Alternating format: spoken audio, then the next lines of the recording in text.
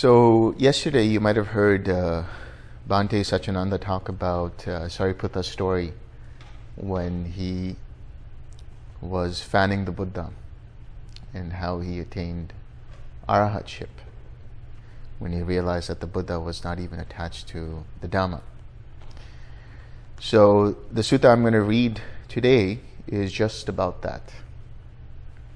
It's Majjhima Nikaya 74, Dighanakha Sutta, to Dighanakha. Dighanakha means long nails. So that's the nickname of somebody who had very long nails. And this person was purported to be either Sariputta's cousin or his nephew, depending upon the tradition. Thus have I heard, on one occasion the Blessed One was living at Rajagaha in the Boar's Cave on the mountain Vulture Peak. Then the wanderer Dighanakha went to the Blessed One and exchanged greetings with him. When this courteous and amiable talk was finished, he stood at one side and said to the Blessed One, Master Gautama, my doctrine and view is this. Nothing is acceptable to me. My doctrine and my view is this. Nothing is acceptable to me. So this is a view of some of the ascetics that were there at the time, that they clung to no views. So they were said to be skeptics. They were said to be eel wrigglers, because they never concluded one way or the other. There could be a Tathagata, there could not be a Tathagata, there could be Nibbana, there could be not be Nibbana. We don't know. This is their view. So they hold on to no conclusions at all. So listen to what the Buddha says. This view of yours, Agivesana, that's his real name, Agivesana.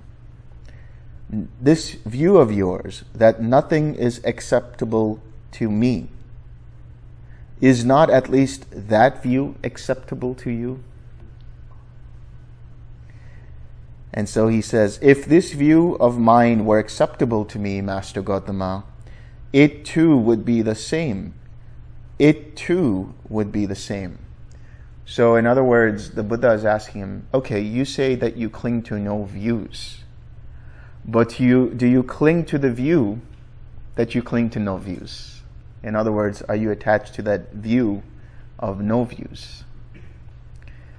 And so Agivesana, or Dighanakha, says, no, I don't. I don't cling to that view either.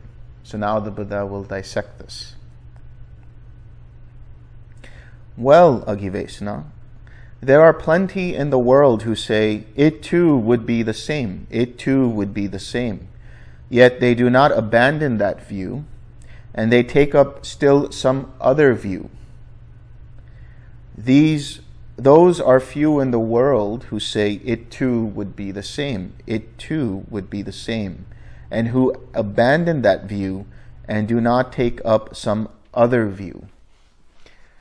So when somebody starts this practice, the practice that you're doing right now, there are certain views. If you recall, when we were talking about dependent origination, we talked about clinging to certain views.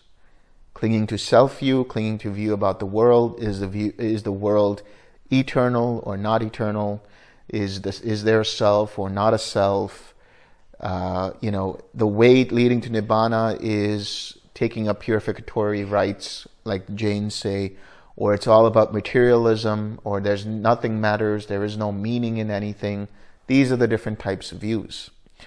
But according to the Dhamma, these are the different types of views that are wrong, unbeneficial, not leading to Nibbana, not leading to your happiness, not leading to the cessation of suffering. So you go from that view, or those wrong views, and you come to the Dhamma, and you practice the Dhamma. You do the Eightfold Path, you keep the precepts, you maintain your sila, you practice samadhi, you have collectedness, you have bhavana and mental development, you go through the jhanas, and you experience some level of insight. Having now experienced this, you understand what is right view. We'll get more into right view when we talk about the Eightfold Path. But right view, there are manyfold.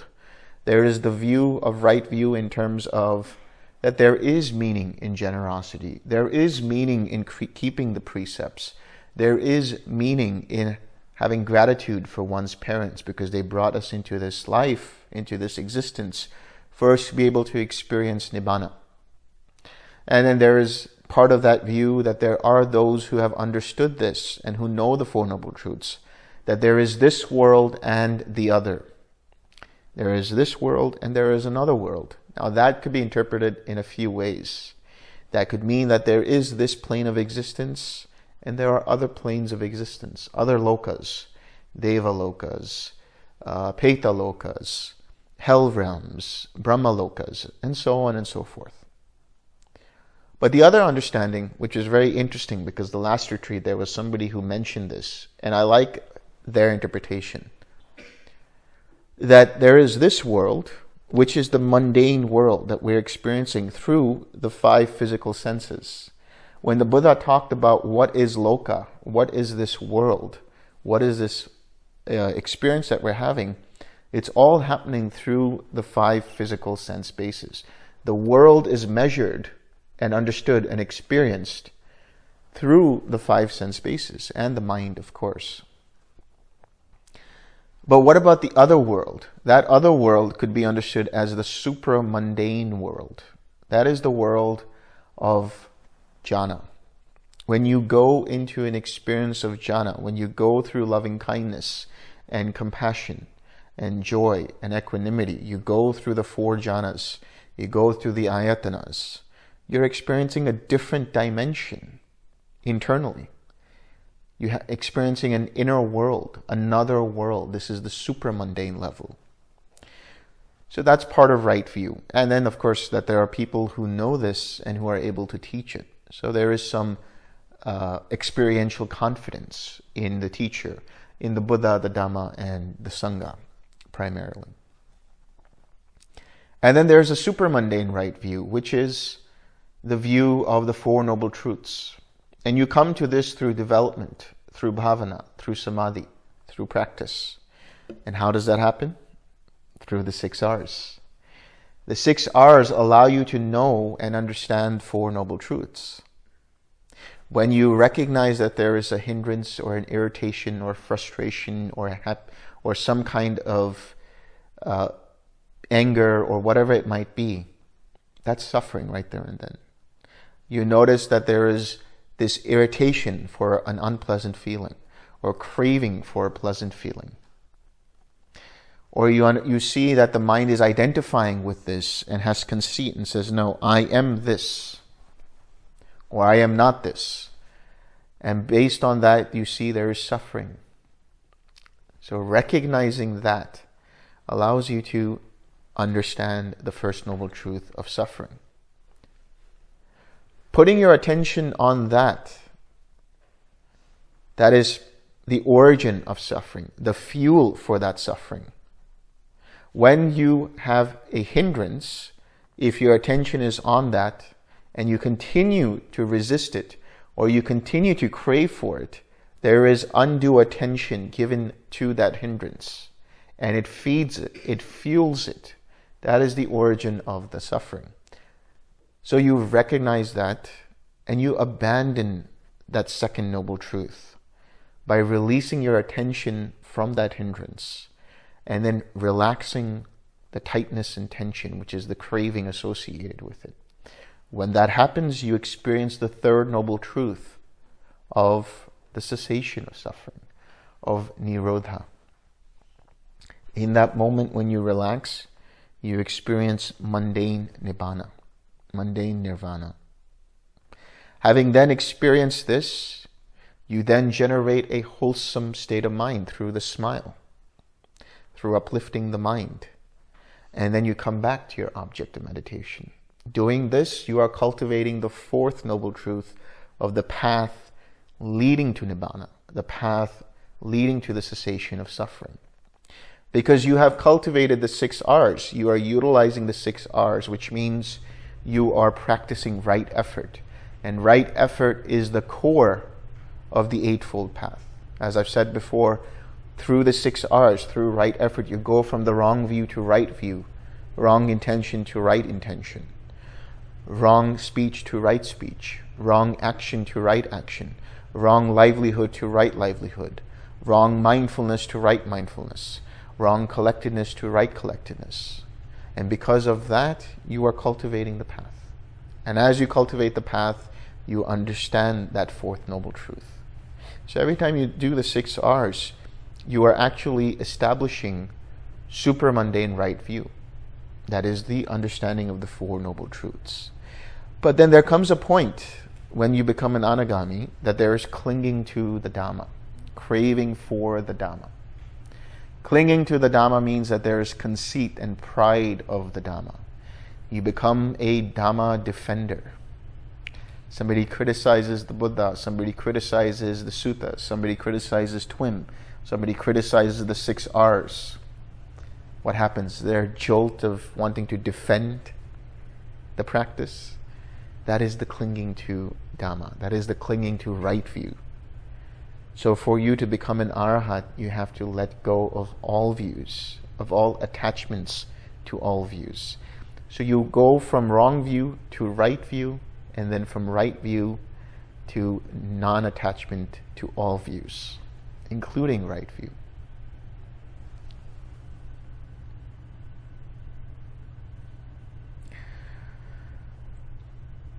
Agivesana, there are some recluses and Brahmins whose doctrine and view is this: everything is acceptable to me. There are some recluses and Brahmins whose doctrine and view is this: nothing is acceptable to me. And there are some recluses and Brahmins whose doctrine and view is this: something is acceptable to me and something is not acceptable to me. Among these, the view of those recluses and Brahmins who hold the doctrine and view, everything is acceptable to me, is close to lust, close to bondage, close to delighting, close to holding, close to clinging. Why? What he means when he says that everything is acceptable to me, that creates attachment to existence. This is the view or the umbrella or category of views associated with eternalism, associated with materialism. So that gives this rise to a self. Now that self can be understood as either a soul, or that self could be said that that material is myself, that body is myself. And so everything is acceptable to me. That there is a underlying self, and then when there is an underlying self, what happens? Such a mindset is always looking to satisfy that sense of self. So when you have this idea that everything is consciousness, or consciousness is me, consciousness is mine, or the world and I are the same, this is the Atman Brahman idea. When you hold on to that view, you create a sense of self. Then, when you have that, you identify with it. Some will identify with the material body, some will identify with the feeling, some will identify with perception, some will identify with intentions and choices or formations, and some will identify with awareness itself. This process of identification leads the mind towards wanting something for that sense of self. It leads the mind to cling to something. But then the Buddha says, the view of those recluses and Brahmins who hold the doctrine and view, nothing is acceptable to me, is close to non-lust, close to non-bondage, close to non-delighting, close to non-holding, close to non-clinging. Now, the very extreme understanding of this is that there is no self, that there is no meaning in giving, that nothing matters, This is annihilationism. Myself will be destroyed when this body goes away. Myself will be fully destroyed when feeling goes away, or perception goes away, or intention and choices go away, or formations go away, or awareness goes away. This is annihilationism. And related to that is nihilism. Nothing matters. Nothing matters. When someone has this kind of view, they don't hold on to anything. But they still have the concept of no self. And there is a self that says that there is no self. So they hold on to an idea of no self. When the Buddha was asked, is there a self or is there no self? He didn't answer one way or the other. Because if he answered that there is a self, he would lead people into the idea of eternalism, which creates clinging, which creates craving. If he said that there is no self, that would lead people to not wanting to do anything, because why does it matter if there's no self? What the Buddha taught in terms of anatta is not that there is no self. He said what is not self. There's a difference between no self and not self. Anatta. There was an idea of a self in ancient India, which was that this self is all-pervading, is permanent, and a source of joy and happiness. And the Buddha said, okay, fine. Let's say, for the purpose of understanding, that you say that that is such a self. It's known as Satchitananda.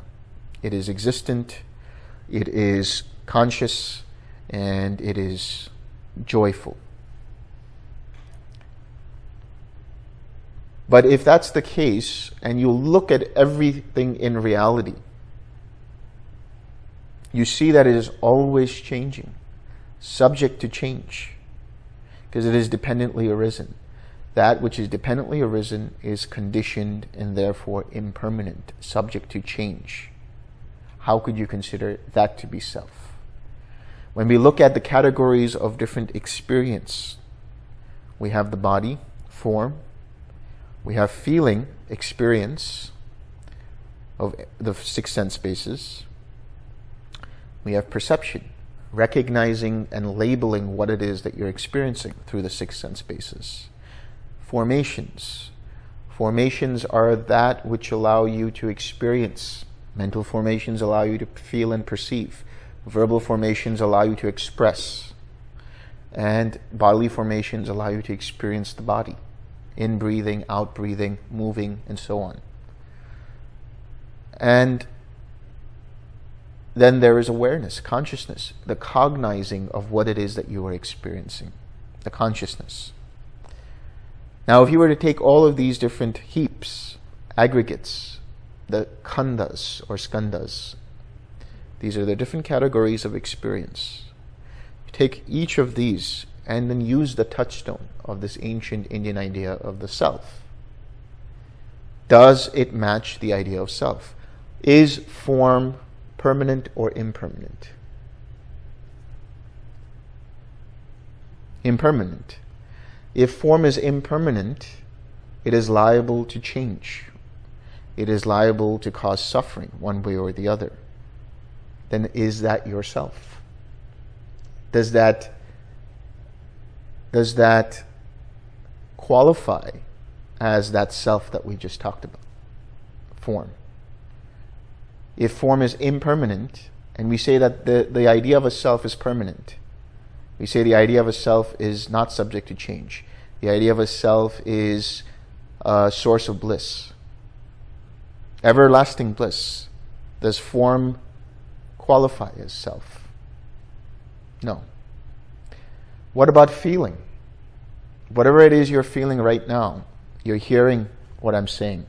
There are arising and passing away of sound waves. In that moment, you're experiencing sound. But if I stay silent, there's no experience there. So what you just experienced in terms of the sound, was that permanent or impermanent? Impermanent. If that is impermanent, is it liable to cause suffering if you hold on to it? And if that's the case, can you consider it to be self? Any kind of feeling whatsoever is impermanent, liable to change, liable to cause suffering, and therefore not considered as self. What about perception? You're listening to me, you're seeing me, and then the mind, that part of the mind recognizes, oh, this is Delson speaking. Oh, this is Delson's voice. That recognition arises dependent upon memory. But that perception can go away. If I disappear right now, you don't perceive me. You don't perceive my sound, you don't perceive, or my voice, you don't perceive me here. Let's say I disappeared. So if that's the case, your perception is dependent upon contact with the ear and sound, with the eye and form. If that contact goes away, that is to say, Delson goes away, is disappeared, now that perception is no longer there. If that's the case, then that means that perception is also impermanent. If perception is impermanent and liable to change, liable to cause suffering, can it be considered self? No. What about formations, choices, intentions?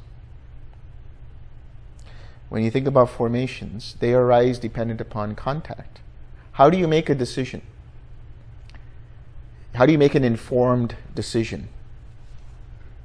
A decision comes about because you have contact with information and you make a choice based on whatever it is that is received.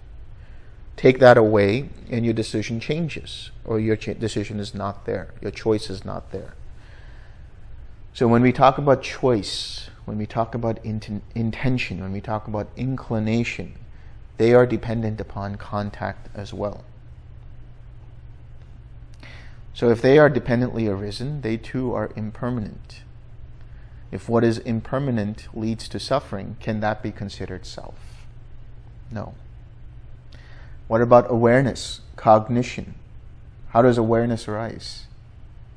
Awareness arises dependent upon formations, dependent upon contact. When you see me, you're cognizing me.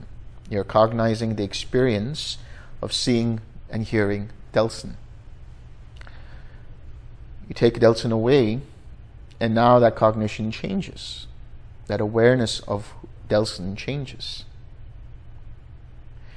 If that's the case, then awareness also is dependently arisen, and therefore impermanent, therefore liable to cause suffering. Because if you cling to it and it disappears, and if it was pleasant and it disappears, now it's unpleasant. And therefore that too cannot be considered self. So that is anatta. It's not that there is no self. It's that there cannot be anything considered self, because all conditioned things are impermanent and therefore liable to cause suffering one way or the other and can't be considered self. What about nibbana? Is nibbana self? But they say nibbana is permanent in some cases. So can it still be considered self?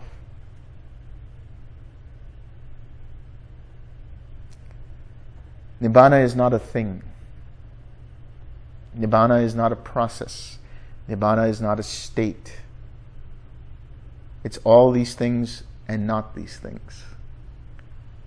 Nibbana is like, in quantum mechanics, the wave and particle. It can be a particle or it can be a wave. Nibbana is just this, the cessation of suffering. Nibbana is non-greed, non-hatred, non-delusion. That's it. It is the emancipation of the mind, vimutti, freedom of mind. Where is self in that? It just happens because the causes and conditions are gone, completely gone. It's deconditioned to the point where it is unconditioned. So you cannot attach a self to it. It happens like that. when you come out of cessation of perception, feeling, and consciousness, mind makes contact with the nibbana element, let's say. That contact is said to be signless, void, and undirected. The reason why is because when you have this experience, the mind has understood impermanence and therefore doesn't take anything as an object. Nibbana cannot be said to be an object. It doesn't even take it as an object. It's understood to be undirected because it has no desire for anything. There is no desire there.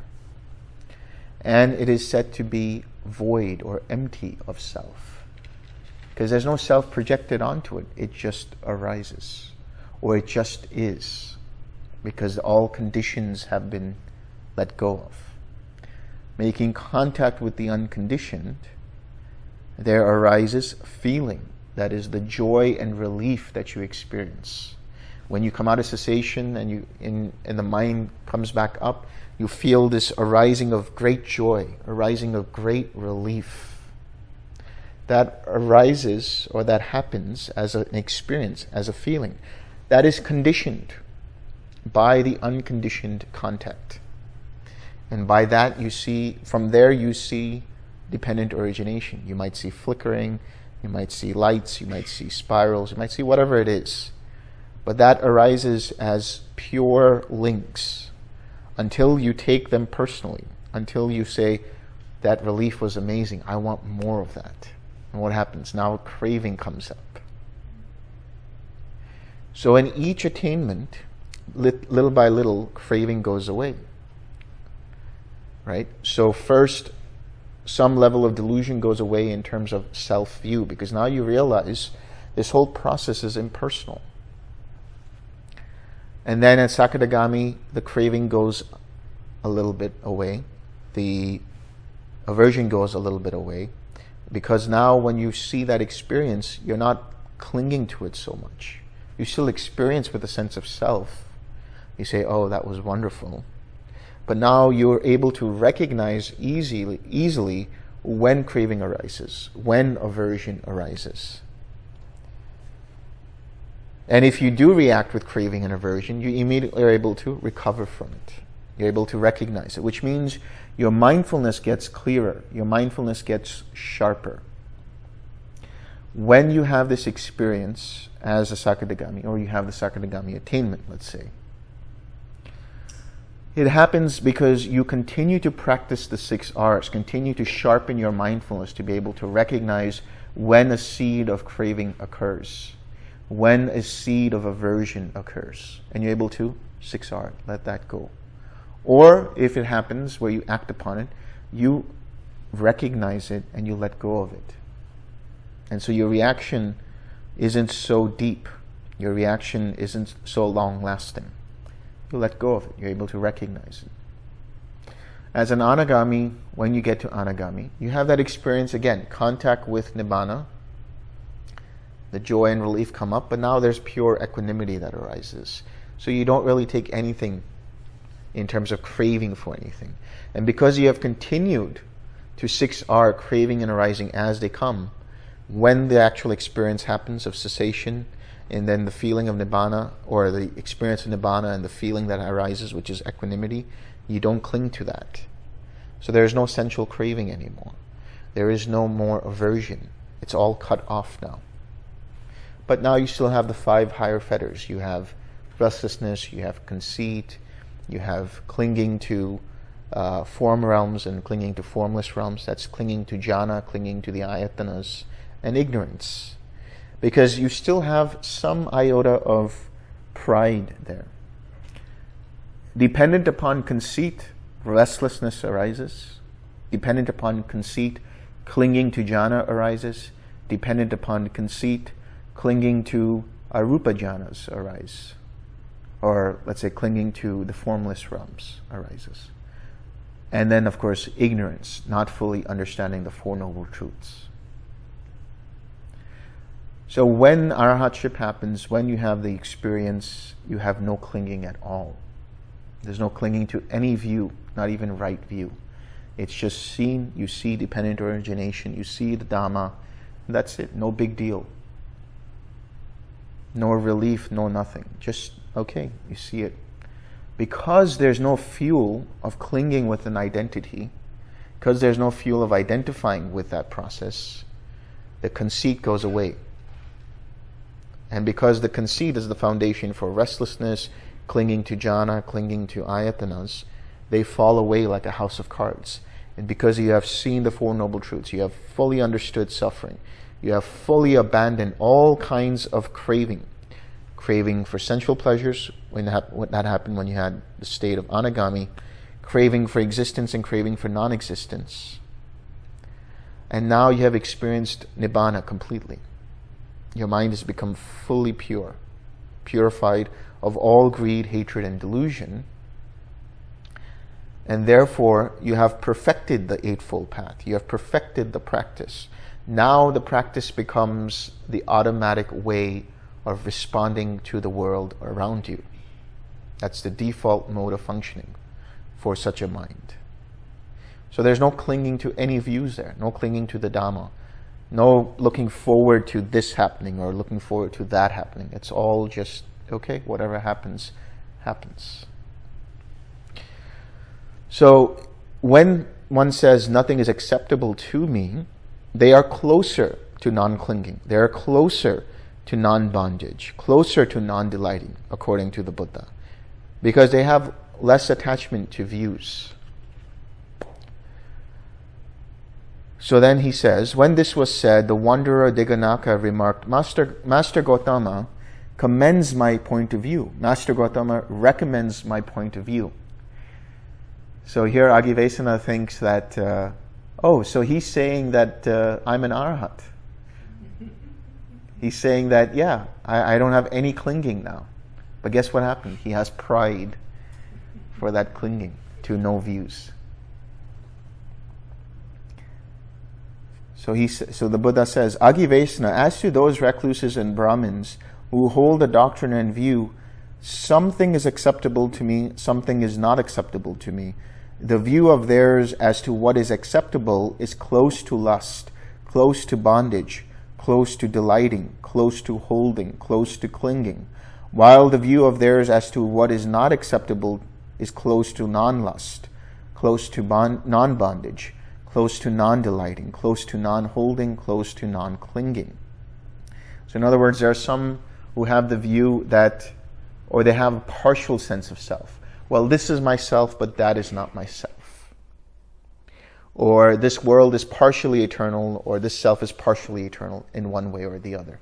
So they still have some clinging there, but they've let go of other aspects of clinging to self and clinging to the idea of a self in relation to existence. So in this case, some part of their mind has craving and some part has let go of some level of craving. Now Agivesana, a wise man among those recluses and Brahmins who holds the doctrine in view, everything is acceptable to me, considers thus, if I obstinately adhere to my view, everything is acceptable to me, and declare only this is true, anything else is wrong, then I may clash with the two others. With a recluse Brahmin who holds the doctrine and view, nothing is acceptable to me, and with a recluse Brahmin who holds the doctrine in view, something is acceptable to me, something is not acceptable to me. I may clash with these two, and when there is a clash, there are disputes. When there are disputes, there are quarrels. When there are quarrels, there is vexation. Thus, foreseeing for himself clashes, disputes, quarrels, and vexation, he abandons that view and does not take up some other view. This is how there comes to be the abandoning of these views. This is how there comes to be the relinquishing of these views. So when he talks about a wise person, that means they really intelligently look at any attachment they have to certain views, even if it's of the Dhamma. And if there's any resistance to opposing views, then they realize that this can cause vexation, this can cause craving, this can cause attachment, this can cause violence in the mind. So they let go of adhering to that view.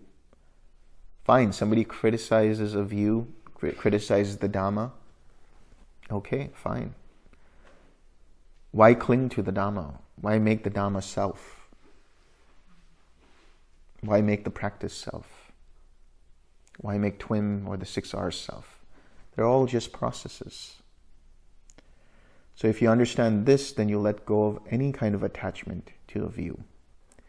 And then a wise man among those recluses and Brahmins who hold the doctrine and view, nothing is acceptable to me, considers this: if I obstinately adhere to my view, nothing is acceptable to me, and declare, only this is true, anything else is wrong, then I may clash with the 2 others. With a recluse or Brahmin who holds the doctrine and view, everything is acceptable to me. And with a recluse or Brahmin who holds the doctrine and view, something is acceptable to me, something is not acceptable to me. I may clash with these 2, and when there is a clash, there are disputes.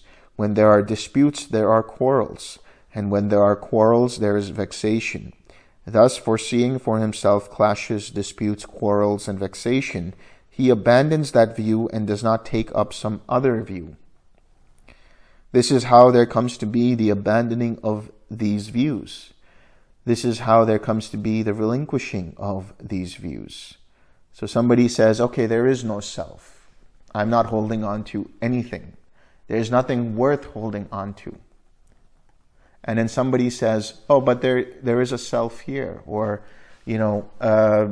this practice leads to nibbana, or whatever it might be. This practice, or this is self and this is not self. And you hold on to a certain sense of there is no self at all. What happens? That your mind says, oh, that person is wrong. Immediately your mind says that person is wrong. Because it doesn't match with your view of the world. It doesn't match with your view of what is self and what is not self. So you're clinging to that view. But if you recognize that and you let go of that, then you don't create agitation in the mind. You don't create vexation in the mind. And you experience peace right there and then. So this can be on a mundane level as well. You're holding on to some kind of view about this person, or about this group of people, or about politics, or your favorite sports team, or whatever it might be. That this is the best, or this is right, and everybody else is wrong. What happens? Somebody comes up to you and tries to say, no, you're wrong. This is the best, or this is better than what you think, and so on and so forth. What is the reactivity that happens in the mind? The mind immediately says, no, they're wrong. And then what happens? It completely clouds your awareness. Now, from going from a friend, you look at them as being an enemy. Now you say, oh, that person is wrong. I hate them. Or you just say that person is stupid. They don't know what they're talking about, right? You come to all of these different conclusions and ideas. So what happens? There's agitation in the mind. There's craving and clinging in the mind. So let go of trying to defend any kind of view. Let go of all views altogether. And you will experience full peace of mind. A wise man among those recluses and Brahmins who hold the doctrine and view, something is acceptable to me, something is not acceptable to me, considers thus: if I obstinately adhere to my view, something is acceptable to me, something is not acceptable to me, and declare only this is true, anything else is wrong, then I may clash with the 2 others. With a recluse or Brahmin who holds the doctrine and view, everything is acceptable to me, and with a recluse or Brahmin who holds the doctrine and view, nothing is acceptable to me.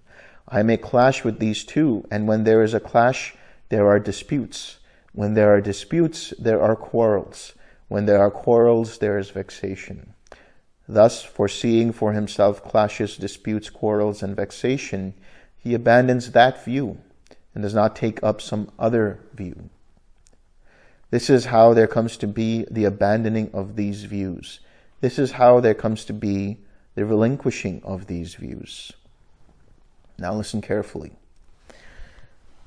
Now, Agivesana, This body, made of material form, consisting of the four great elements, that is earth, the air element, the fire element, water element, the solid state of matter, liquid state of matter, gaseous state of matter, plasma state of matter, heat and temperature. Procreated by a mother and father, and built up of boiled rice and porridge, meaning built up of food, right?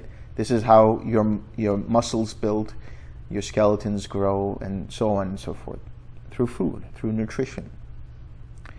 Is subject to impermanence. This body will decay. This body continues to decay. From the very moment you are born, you have an expiry date. Your body has an expiry date. It grows, right? It changes, and eventually it declines. It is subject to impermanence. To being worn and rubbed away, to dissolution and disintegration. It should be regarded as impermanent, as suffering, as a disease, as a tumor, as a dart, as a calamity, as an affliction, as alien, as disintegrating, as void, as not self. Pretty strong words about the body. But really what the Buddha is saying is have complete dispassion for the body. Don't get tied up into, I have to take care of the body in this way or that way.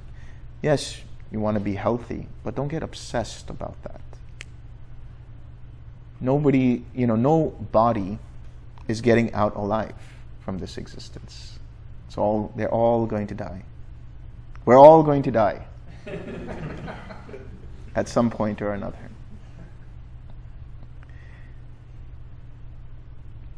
When one regards this body thus, one abandons desire for the body, affection for the body, subservience to the body. This is very important. People become slaves to their body. They adhere to a diet, certain kind of diet, right? Maybe it's for medical purposes, fine, that's fine. But they become so subservient to the body. I have to have my meal at this time. Or I have to go for my morning activities at this particular time. Why? Because the body demands it. If it's not met, you feel terrible about it. So you become a servant to the body. But if you understand this body as being always changing, okay, no big deal. There are, Agivesana, three kinds of feeling. Pleasant feeling, painful feeling, and neither painful nor pleasant feeling. On the occasion when one feels pleasant feeling, one does not feel painful feeling, or neither painful nor pleasant feeling. On that occasion, one feels only pleasant feeling. So in other words, when you're experiencing pleasant feeling, you experience pleasure right there and then. There's no pain there. There's no neutrality there. There's pleasure. You actually have a emotion tied to it, like, oh, this is pleasant. I really like this. Now that's not craving, it's just perceiving that this is pleasant. On that occasion, when one feels painful feeling, one does not feel pleasant or neither painful nor pleasant feeling. On that occasion, one feels only painful feeling. So in other words, let's say you're walking barefoot and you step on a thorn.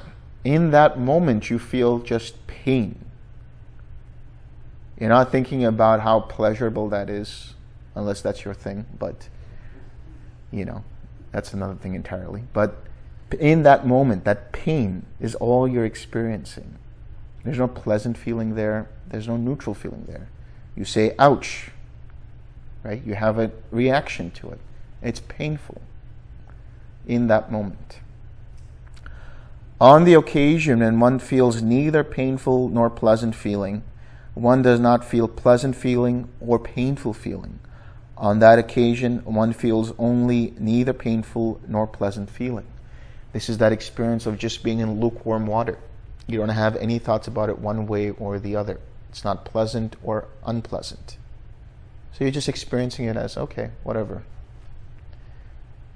So in that moment, when that feeling arises, it is neither painful nor pleasant. It's just neutral.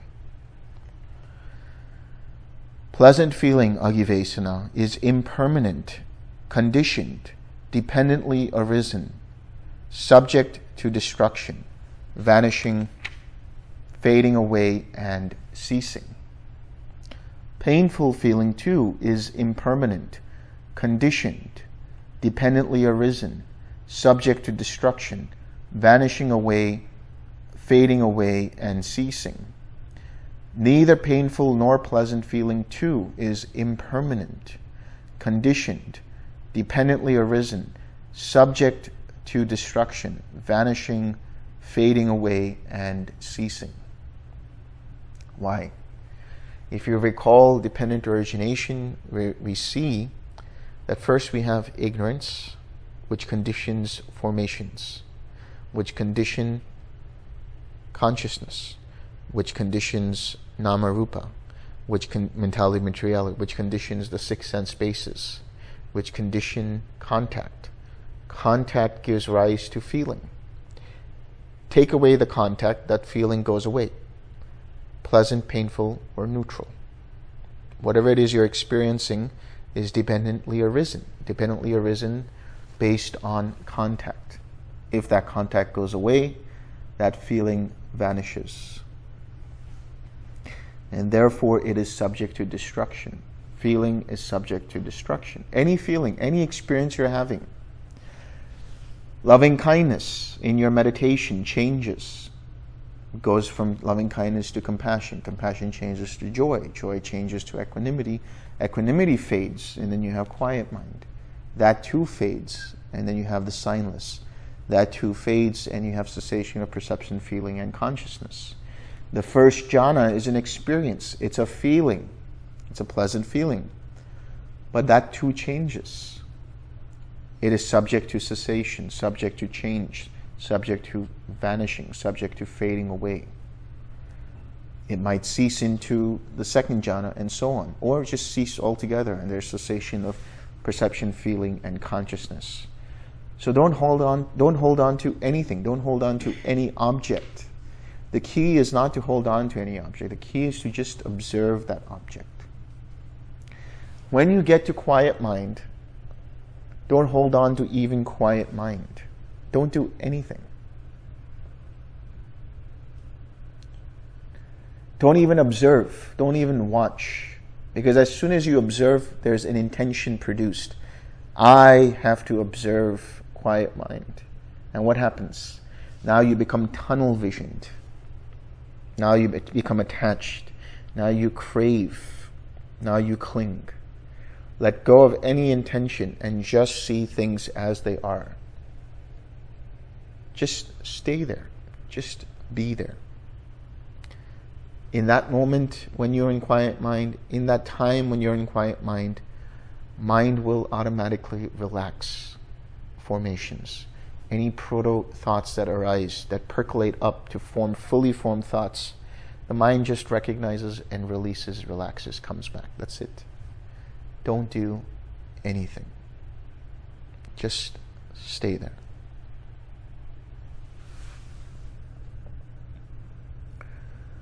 Seeing thus, a well-taught, noble disciple becomes disenchanted with pleasant feeling, disenchanted with painful feeling, disenchanted with neither painful nor pleasant feeling. Disenchanted. When you come to quiet mind, when you come to any jhana, first jhana, second jhana, third jhana, fourth jhana, you come to any base of infinite space, infinite consciousness, nothing, neither perception nor non-perception. Just see it as an experience that is subject to change. When that happens, you develop equanimity. Having equanimity, you have disenchantment. You're not bothered by it. You're not attached to it. Whatever happens, happens. Doesn't matter. It's okay. So that disenchantment is a mind like Teflon, like a non-stick pan. Nothing sticks to the mind. Everything just glides through the mind. When you're in quiet mind and even deeper into signless state, you will see for yourself that the mind is not interested in paying attention to thoughts anymore. They just come and go, and mind doesn't care. It's not that mind has apathy or any kind of indifference. It's just been there, done that. Another alternate translation for disenchantment is revulsion. Again, that's not aversion. It's like when you have your favorite food, right? You're eating your favorite food, and the person who makes the perfect version of your favorite food says, hey, here is a plate of your favorite dish. And you relish in that, and you have, oh, that's great. It's a pleasant feeling. You experience it, and you love it, and you enjoy it. And they said, here is a second helping. And you say, okay. And you eat that, and you try it, and now you're full. And they say, here's a third helping.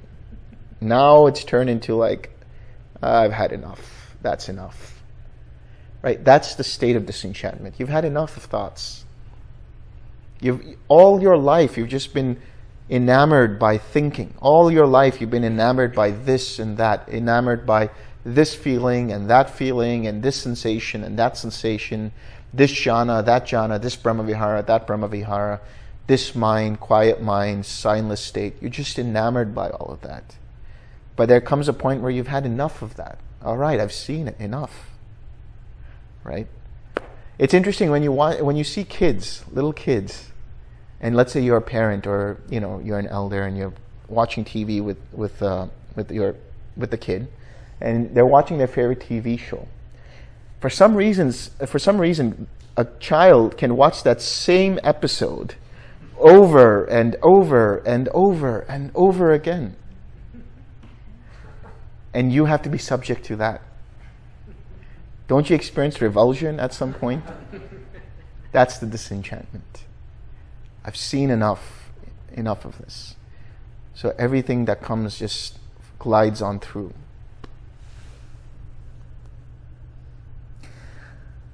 Being disenchanted, he becomes dispassionate.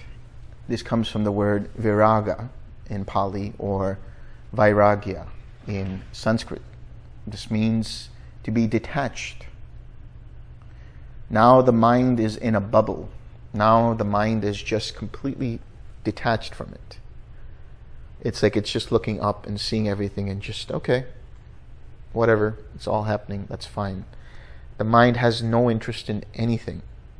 It's just completely at peace. It's just satisfied and content within itself. Through dispassion, the mind is liberated. Now cessation. What's happening is as you get into deeper and deeper levels of quiet mind, the formations start to slow down. Or they seem like they're slowing down because you become disenchanted. When you become disenchanted, your attention to these things, to these formations, to these thoughts, don't go from here to there. It's like you are in the eye of a storm, in the hurricane, and all of these thoughts are happening, but your mind doesn't get attached in either of those thoughts, any of those thoughts, and it just stays centered. And because there's no fuel, those thoughts start to dissipate. And then the last formation to go, that sense of I am, that conceit, that's the last to go. When that goes away, there is cessation of perception, feeling, and consciousness. All conditions have been let go of. And then that mind experiences Nibbana. It is liberated. And when it is liberated, which means when it is fully liberated from all of the taints, having let go of all kinds of craving and clinging, there comes the knowledge it is liberated. One understands birth is destroyed. The holy life has been lived. What had to be done has been done. There is no more coming to any state of being. Birth is destroyed. Now there is no more rebirth.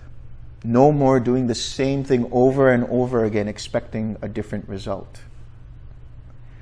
No more getting clung to different kinds of situations and repeating those same situations. No more birth of different reactions and actions rooted in a sense of self, rooted in craving, rooted in conceit, rooted in aversion, rooted in ignorance, rooted in wrong views. What had to be done has been done. The holy life has been lived. You have completely perfected the Eightfold Path now. Now the Eightfold Path has become your default mode of functioning. You have deconditioned the mind of all craving, of all conceit, of all clinging, of all ignorance, of all identification, of all wrong views, and reconditioned it with the Eightfold Path. Which means now your view is always going to be right view. Your intention is always going to be right intention. Your speech is always going to be right speech. Your action is always going to be right action. Your livelihood is always going to be right livelihood. Your mindfulness will always be right mindfulness. Your collectedness will always be right collectedness. And this unlocks two more factors of the path, which is now the tenfold path. Right insight or right knowledge and right liberation. Your mind is completely liberated. It knows it is liberated. And so that is the mind of the Arhat, always in Nibbana. Because there is no greed, no hatred, no delusion in such a mind. And there is no more coming to any state of being. There's no sense of, I have to do this, or I need to become that, because any sense of that is completely destroyed. The mind doesn't project any kind of future that this has to be this way. Doesn't project from any kind of past that because this person was this in a past time, they will be like this now. There's no process of projecting anything on anyone or anything whatsoever. Just everything is fresh. That's why that mind of the Arhat is spontaneous.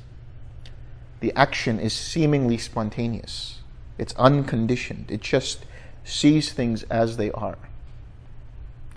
So you can practice this for yourself. Every time you see that the mind is projecting something, recognize that, let that go, and come back to a state which is peaceful, not grabbing onto this or that. A state of non-craving, non-hatred, non-delusion.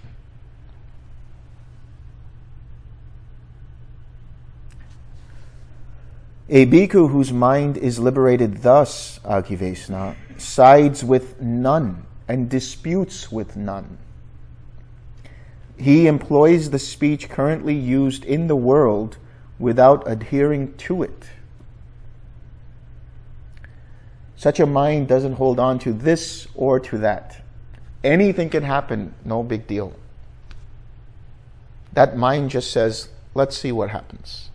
Doesn't have any projection of, it has to be this way, or this person is right and that person is wrong. And even if they know that this person is right or that person is wrong, no big deal. Okay, fine. They don't adhere to any of that. But they use the conventional language of I, me, myself.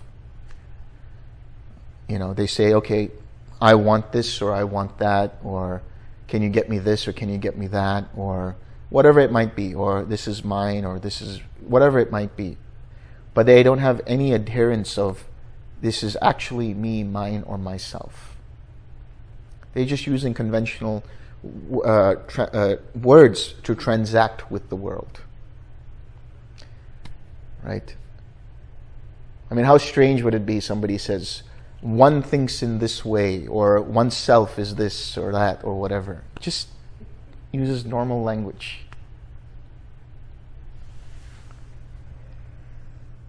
Now, on that occasion, the Venerable Sariputta was standing behind the Blessed One, fanning him.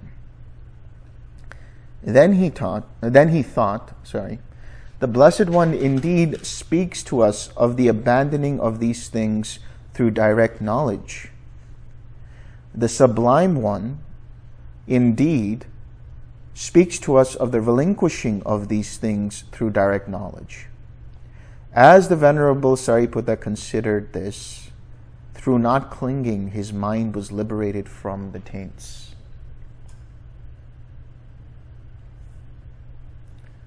Any Dhamma talk that the Buddha gave, any discourse that the Buddha gave, he was not attached to any of it. Any kind of training that he gave, he was not vested in the success of one or the other. Somebody did well, okay, good. Somebody did not so good, no problem. He was not vested in, is this a good Dhamma talk or not? Do people understand or not? He just gave the Dhamma, and oftentimes he would just stand up and leave. That's it. He neither relished or became excited when people were happy and delighted with the Dhamma talk, nor was he discouraged when people didn't understand what he was saying. He had no clinging to the Dhamma at all. When he explained dependent origination, when he explained the Four Noble Truths, when he explained this or that, he was just explaining. He was just giving a discourse. If people liked it or didn't like it, didn't make a difference to him. He was just purely giving the Dhamma, abandoning any kind of attachment to the outcome of what he was saying, abandoning any kind of attachment to any of the aspects of the Dhamma. When Sariputta realized this, he said, oh, okay, so what am I holding on to?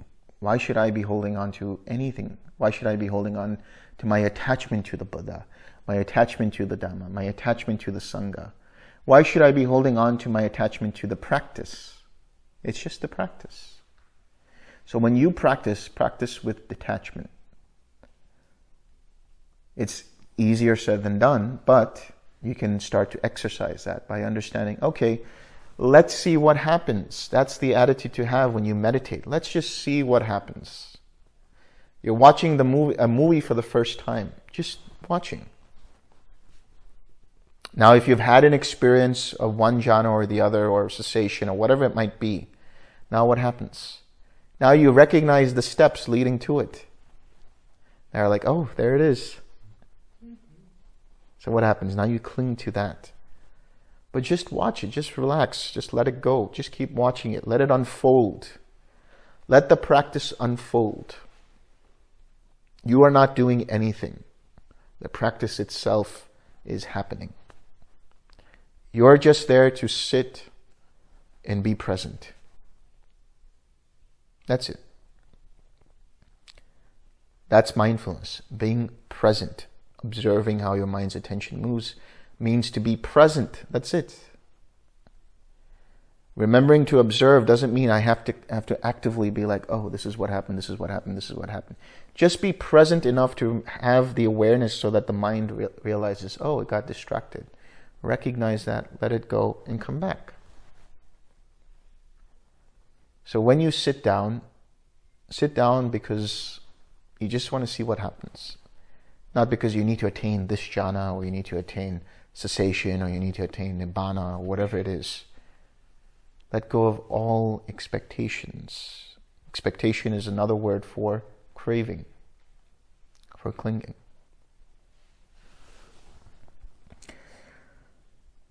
But in the wanderer, Dighanakha, the spotless, immaculate vision of the Dhamma arose. All that is subject to arising is subject to cessation. The wanderer Dighanakha saw the Dhamma, attained the Dhamma, understood the Dhamma, fathomed the Dhamma. He crossed beyond doubt, did away with perplexity, gained intrepidity, and became independent of others in the teacher's dispensation. In other words, he attained stream entry. He saw the Dhamma, understood the Dhamma. He let go of all doubt in the Buddha, Dhamma, and Sangha, all confusion, and he gained confidence in the Buddha's teaching. and he understood impermanence, and therefore didn't hold on to anything in terms of a self.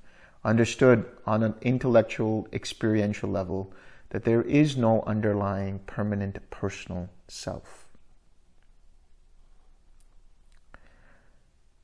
Then he said to the Blessed One, now this is very interesting what he says. Then he said to the Blessed One, Magnificent Master Gautama, magnificent Master Gautama. Master Gautama has made the Dhamma clear in many ways, as though he were turning upright what had been overthrown, revealing what was hidden, showing the way to one who was lost, or holding up a lamp in the dark for those with eyesight to see forms. Now listen to this part. He says, I go to the Master Gautama for refuge and to the Dhamma and to the Sangha of bhikkhus. From today, let Master Gautama remember me as a lay follower who has gone to him for refuge for life. He was first a wanderer in the beginning of the sutta, and now he says, I go to refuge to you as a lay follower. Why? Is that some kind of error in translation or a mistype? Because he completely renounced the lifestyle that he had as a wanderer, came back to becoming a layperson, and now sought refuge as a layperson. So that is the end of the sutta.